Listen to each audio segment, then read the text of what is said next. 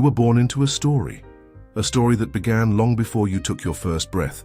They gave you a name, a flag, a religion, a role, and before you even knew how to ask why, you learned how to obey. Fitting in wasn't optional, it was survival. You were told what's good, what's evil, what success looks like, what failure smells like, and how to walk the tightrope in between without looking down. But what if the tightrope was a trap? Nietzsche once said, "The individual has always had to struggle to keep from being overwhelmed by the tribe, and now you feel it, don't you? That strange emptiness beneath all the achievements, that quiet voice whispering, 'This isn't who I am.' What if the person you've become was carefully crafted, not by your soul, but by society? What if you were never meant to follow you, but to awaken? This isn't just a video. This is the beginning of a jailbreak. Control doesn't always look like chains. Sometimes it looks like a diploma, a paycheck, a like button. Nietzsche called it slave morality, a value system created by the powerless to keep the powerful in check, not by truth, but by guilt.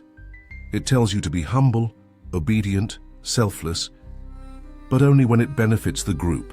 Be too bold and you're arrogant, too honest and you're offensive, too different, and suddenly you're dangerous. From religion to government to family dinners, the pressure is the same: belong or be alone. But behind every smiling mask there's fear. Fear of standing out, fear of rejection, fear of becoming you, and that's how they win, not with weapons, but with whispers. Don't speak too loud. Don't dream too big. Don't ask too many questions. But Nietzsche didn't buy it. He said, "You have your way, I have my way. As for the right way, it does not exist. This world doesn't reward truth.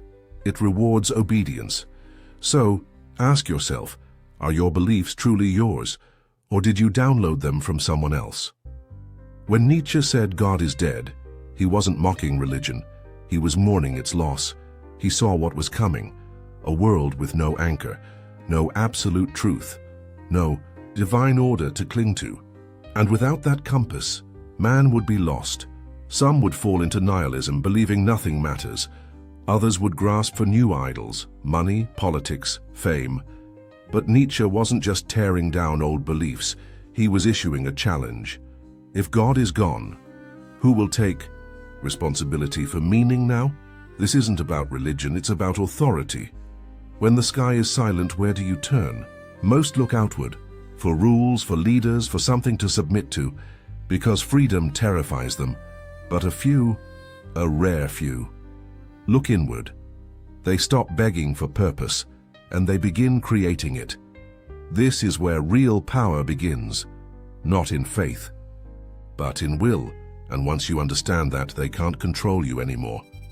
So what now? You've rejected the lies, you see the strings, but who are you without the puppet? Nietzsche gave us a vision, the Übermensch, the one who rises above herd instinct, who no longer needs approval, permission, or praise. This isn't arrogance, it's authorship. The Übermensch doesn't ask what the world wants from him. He asks what he wants to give to the world. He creates his own values, not to rebel, but to live honestly. You were taught to be good, to be safe, to be liked. But were you ever taught how to be free? That's the heart of this path. You stop playing roles, you start becoming real. Not the real they accept, the real that doesn't care if they do.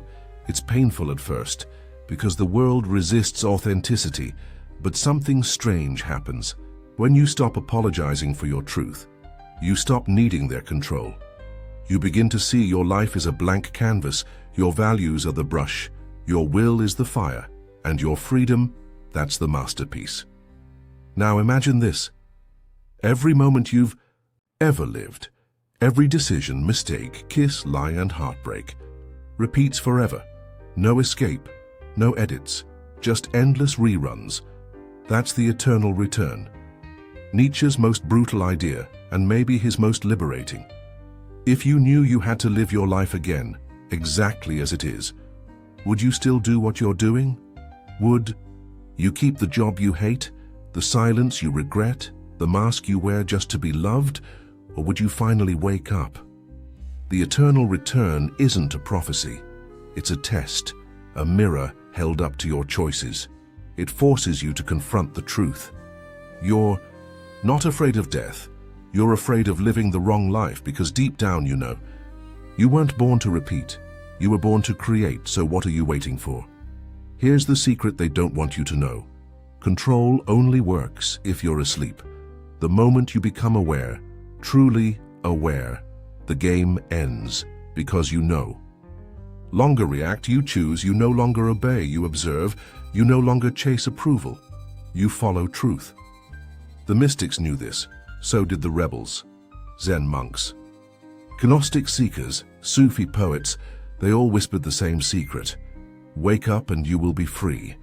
Not free from taxes or gravity, but from illusion, because the real prison isn't outside you. It's the voice in your head that says, I can't, I shouldn't, I'm not enough. That voice was never yours, it was planted there, and now you see it, you are the witness, and witnesses can't be controlled. Every time you betray your truth to please the crowd, you lose something. Not your status, not your job, something deeper. You lose your soul, you shrink yourself to fit the mold. You bite your tongue, you fake a smile, and each time it gets a little easier to forget who you were before the world told. To-be Nietzsche called it the domestication of man. The wild spirit turned into a house pet. But what if you're tired of being tame? What if the life you've built is just a beautiful cage? This is your wake-up call. Stop trading your fire for comfort. Stop giving your silence in exchange for acceptance. Your soul was never meant to beg, it was meant to burn. So here we are, the end, you're the beginning. Let's return to the question, what is it they don't want you to understand? It's simple. You were always free. The rules, man-made, the roles, inherited. The fears planted. Most of your life was built inside a maze, but the walls were never real. You just never questioned them. Nietzsche didn't give us easy answers. He handed us a mirror, not to show us who we are, but to ask, who could you be if nothing held you back? They can't control you if you understand this. You are not a follower, you are not a label, you are not a prisoner. You are a creator, and the moment you remember that, the system loses its grip.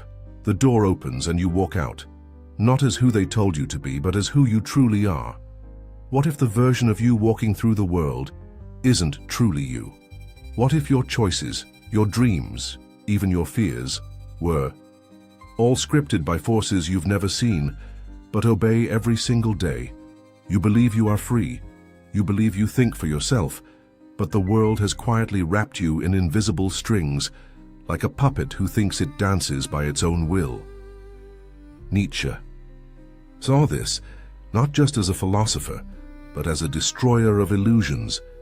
He didn't want to teach you how to think. He wanted to burn down the stage on which false thoughts perform. He asked questions that shattered comfort. He looked at morality and said, "This is not divine law, it's a tool to control you." He looked at truth and said, "This is not objective.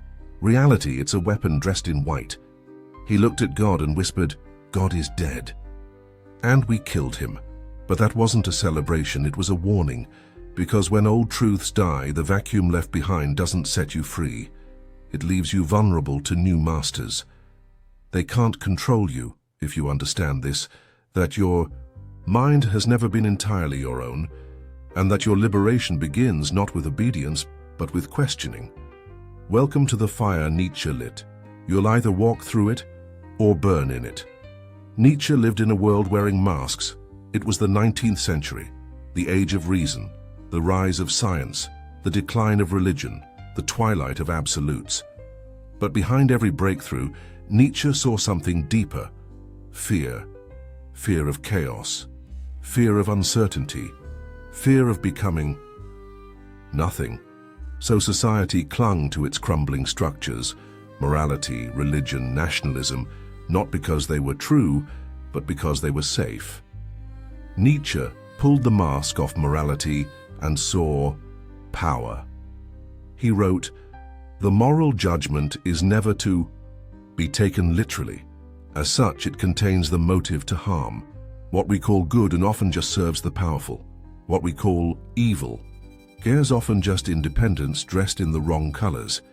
In the genealogy of morals, Nietzsche exposed the switch, how the strong, once admired, were recast as evil, and how the weak, once dismissed, became good by making strength itself a sin. He called it slave morality, a psychological reversal where obedience became a virtue, and rebellion, a crime.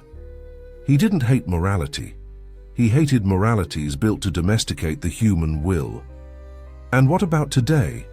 We don't bow to popes, but we kneel to algorithms. We don't fear eternal damnation, but we obsess over social approval. Nietzsche would say, the masks just changed faces. The control never stopped. The